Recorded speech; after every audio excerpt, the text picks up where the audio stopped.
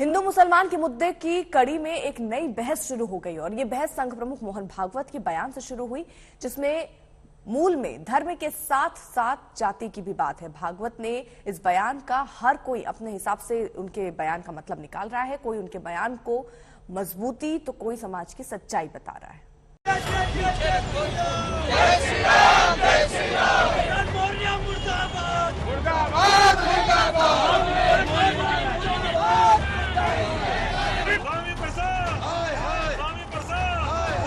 कोणीही उच्च नीच नाही, शास्त्रांचा आधार घेऊन पंडित लोक जे सांगत असतात ते खोटं आहे। तो क्या रामचरितमानस की चौपाई पर छिड़ी लड़ाई अपना दायरा तेजी से बढ़ा रही है? शूद्र वाली सियासत तेजी से अपना असर दिखा रही है, क्योंकि बीजेपी के तमाम नेताओं के बयान के बाद अब जाति व्यवस्था पर आरएसएस प्रमुख का भी बयान सामने आया है। वर्ण व्यवस्था के लिए उन्होंने पंडितों को जिम्मेदार बताया है। हालांकि ये बयान जब चर्चा में आया तो आरएसएस की ओर से मोहन भागवत के दिए गए बयान पर सफाई भी दी गई। कोणीही उच्च नीच नाही, शास्त्रांचा आधार घेऊन पंडित लोक जे सांगत असतात ते खोटं आहे।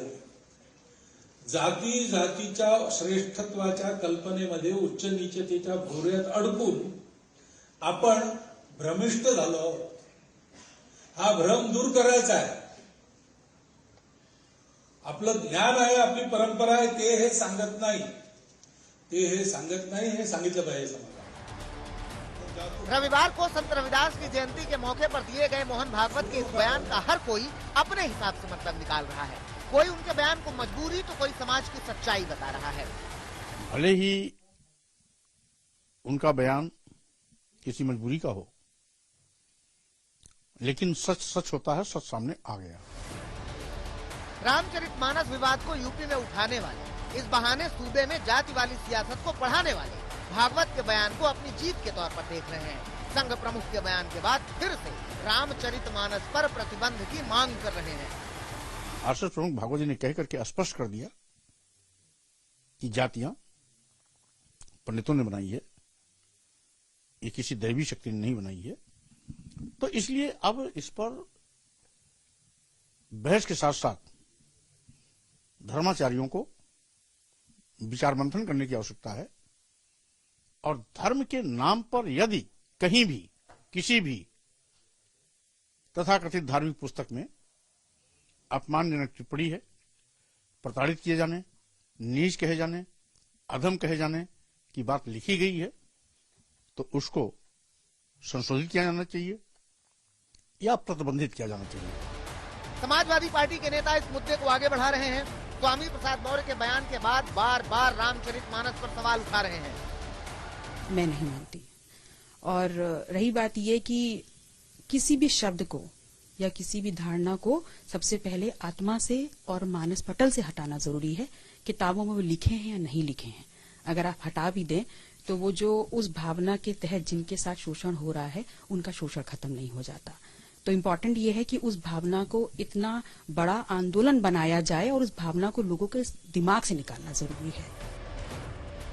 जाहिर है कि मानस विवाद के बाद यूपी में जाति वाली सियासत का शोर गूंज रहा है और इस सियासत के बीच 24 के चुनावों का एजेंडा तैयार हो रहा है। यही वजह है कि भागवत के बयान पर कांग्रेस ने नया मुद्दा उठा दिया।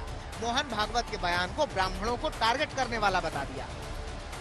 कभी ये धर्म पर बांटते हैं, हिंदू और मुसलमान पर, और अब उत्तर प्रदेश से लेकर बाकी देश में ब्राह्मण समाज भारतीय जनता पार्टी और उनके शाखाओं का टारगेट बना हुआ है।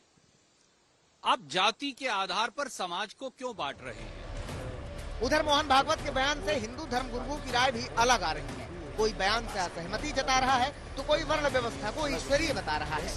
सरसंघ चालक का यह कथन कि ब्राह्मणों ने, पंडितों ने इसको बनाया है जाति, ये बिल्कुल सरासर गलत है और ब्राह्मणों का इसमें कोई योगदान नहीं। जातियाँ अपने अपने अस्तित्व में आए और जो आई है जातियाँ अस्तित्व में, सबका अपना अपना कर्म के आधार पे धीरे धीरे उपजातियाँ बन गई और इस तरह सैकड़ों हो गए। लेकिन ब्राह्मणों को दोष देना हमें लगता है सरसंघ चालक जी को शोभा नहीं दे रहा है।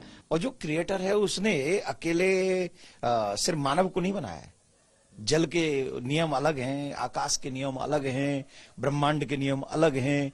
वैसे ही संसार में जब मनुष्य बनाकर भेजे, तो मनुष्य जब बनाकर भेजे तो ब्रह्मांड में अगर वो बना के भेज रहा है तो कुछ नियम भी बना के भेजेंगे।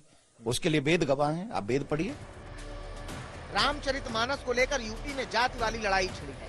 माना जा रहा है कि मोहन भागवत ने अपने बयान से इस घमासान को शांत करने की कोशिश की, लेकिन इसके बावजूद समाजवादी पार्टी के नेताओं के जैसे तेवर सामने आ रहे हैं, वो इस लड़ाई को और आगे बढ़ाने का संकेत दे रहे हैं। लखनऊ से समर्थ श्रीवास्तव के साथ आज तक ब्यूरो।